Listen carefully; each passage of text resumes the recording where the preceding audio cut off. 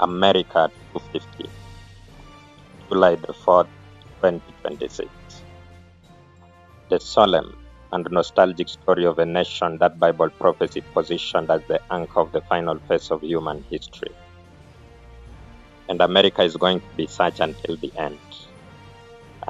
end of America as we know it, and the end of the world with it. Until this end, the real man to watch is the United States of America, the land of the free and the home of the brave. Not China, not Russia, and not Europe anymore. Whatever moves America moves the world, moves history. As a fought against the bloody turmoil and persecutions of the Middle Ages, America was lifted by the hand of God himself. Prophecy specifies a right. Refer to Revelation chapter 12 verse 16 and chapter 13 verse 11. She was called to be a banner for freedom of conscience, planted upon the principle of separation of church and state, separation of power from duty, as a guardian of free will, free choice. And the will is only free as it is not dictated by power. In this sense, the Bible describes America as lamb-like. Refer again to Revelation chapter 13 verse 11. It is compared to the lamb that never exercises his own infinite power to terrify into obedience, who rather sacrifices himself to win intelligent and free service. The lamb, who though infinitely powerful, governs his own power by law. This lamb-like nature has been the hiding of America's prosperity, the secret of America's power. Power truly should be used to protect liberty, not to take it away. The mighty forces of nature themselves are governed by benevolent laws that do service to man rather than exact service from him. That is how the true lamb has always exercised his infinite power. It serves instead of exact service, and our hearts are melted away. We are constrained by his love, not compelled by his power. For a while, America has served our office as an instrument to check the four winds of strife that Revelation 7 asserts will fold up the history of this planet. It has been truly the earth that swallowed up the floods of persecution that once originated from Europe, according to Revelation chapter 12 verse 16. And the earth helped the woman, and the earth opened her mouth and swallowed up the flood which the dragon cast out of his mouth. The language earth is used here to contrast the greater populations of Europe at the time of America's rise. And he saith unto me, the waters which thou sawest, where the was sitteth, are peoples and multitudes and nations and tongues. That is Revelation chapter 17 verse 15. America's 250th anniversary is therefore a call to remember the profound and solemn story of the Pilgrim Fathers. They emerged from the English Puritans. These were people who pursued the real Protestant doctrine into the Church of England. They believed that the church then retained too many vestiges of the papal apostasy to be true to the primitive faith of the apostles and of the Bible. The name Puritan, like the name Christian itself, was therefore intended to be diminutive, to scorn at their straight-laced values and overmuch righteous tenets. Becoming impatient with this group of Christians, King James I eventually demanded that they either conform or be harried out of the land, or else worse. After encountering difficulties, losses, and imprisonment, they moved to find refuge in the Dutch Republic, modern-day Netherlands. Providence, however, shortly pointed them towards the New World. God was definitely in the business of forming a new nation based on new principles. And the earth helped the woman, and the earth opened her mouth. Revelation chapter 12 verse 16.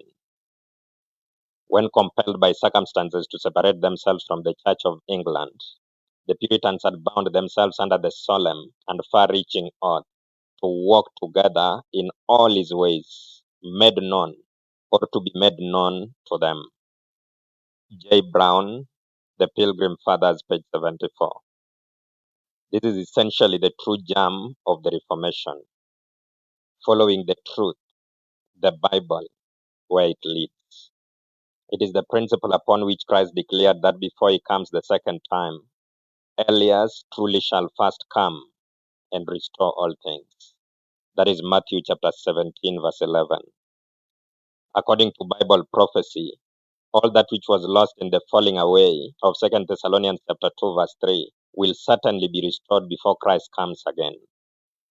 And it is going to be an acute and violent business compared to the work of Elijah and of John the Baptist. Watch the drama. It is these Puritans who became the Pilgrim Fathers. Their pastor, John Robinson, who by providence did not join them in the journey across the Atlantic, said in his farewell, "Brethren, we are now ere long to part asunder, and the Lord knoweth whether I shall live ever to see your faces more. But whether the Lord hath appointed it or not, I charge you before God and his blessed angels to follow me no further than I have followed Christ. If God should reveal anything to you by any other instrument of his, be as ready to receive it as ever you are to receive any truth of my ministry. For I am very confident the Lord hath more truth and light yet to break forth out of his holy word." Martin, volume 5, page 70.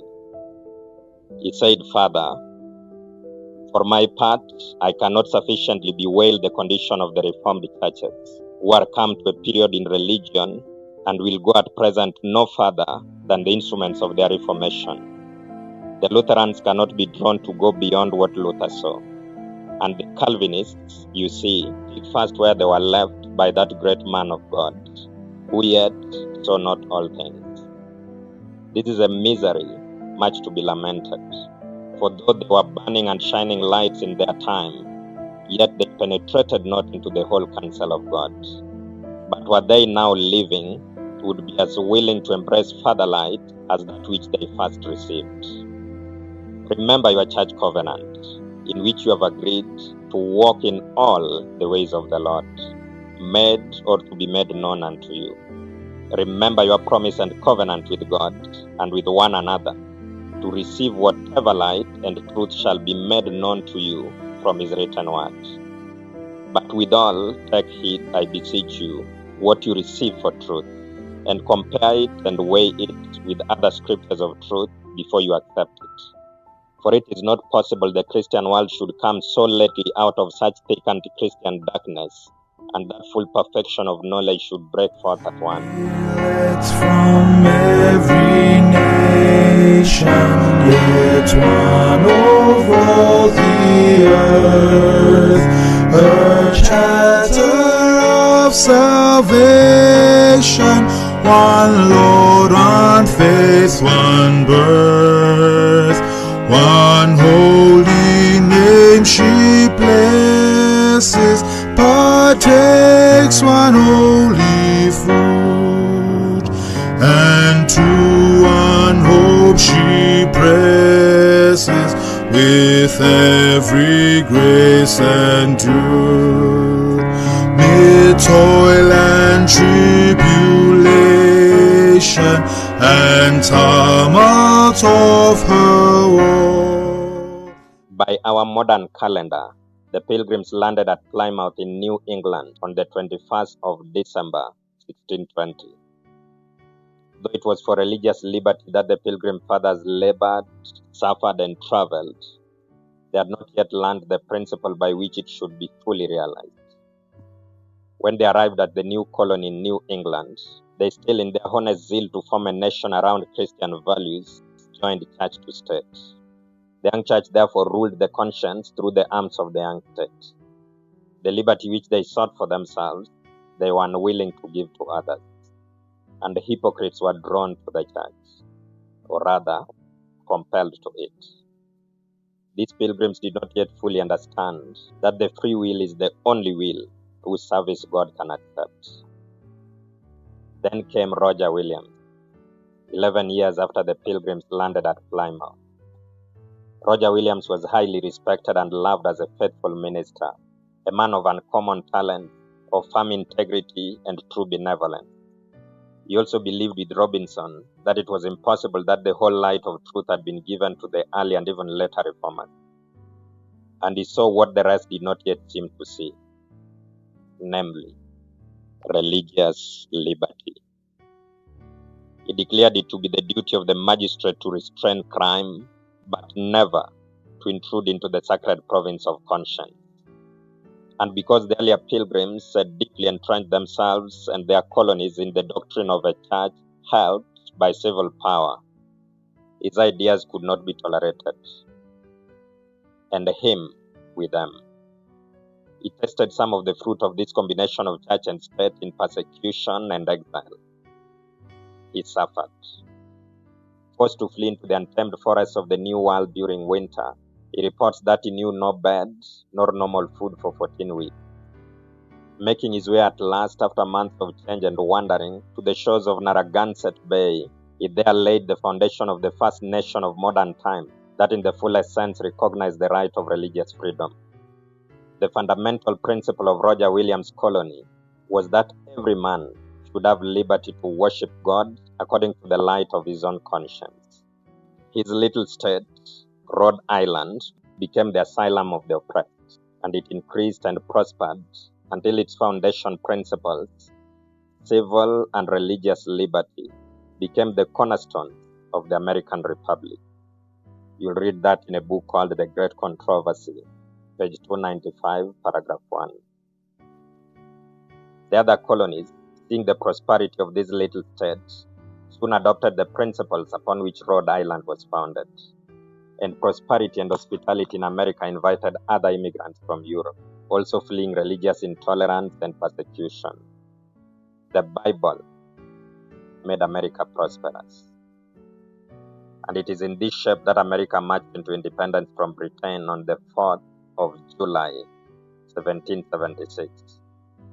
The 13 young colonies, shaped by the Christian principles of the Pilgrim Fathers, forming its first states. This was exactly 250 years ago. And the 13 United States declared, "We hold this truth to be self-evident, that all men are created equal, that they are endowed by their Creator with certain unalienable rights, that among these are life, liberty, and the pursuit of happiness." This was freedom 250 years ago, and it is freedom now. Yet such a foundation is not self-sustaining. The same freedom that protects truth also permits its neglect.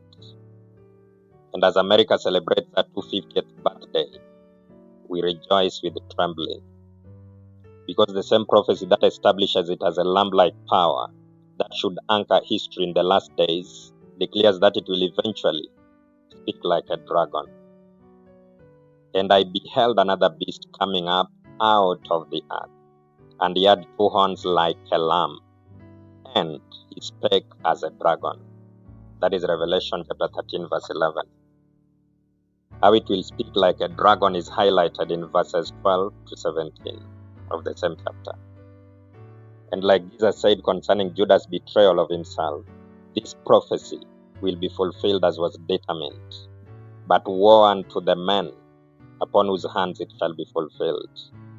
The men will be the means of so completely degrading the free nation that America has been over the years, to make it mirror the tyrannical first beast, so that it makes an image, a mirror, a shadow of the first beast, the purple beast, which by combining church and state proved so tyrannical that it labored to expel conscience and reason from the world during the Middle Ages. Creating a union between church and state always leads to intolerance and persecution. As a close student of Christian history, I have reason to assure you that we are on the verge of something really momentous. something that will never leave history the same again. Nay, something that will completely overturn it. God bless the USA. God bless this generation. God keep the faithful till we cross the swelling Jordan.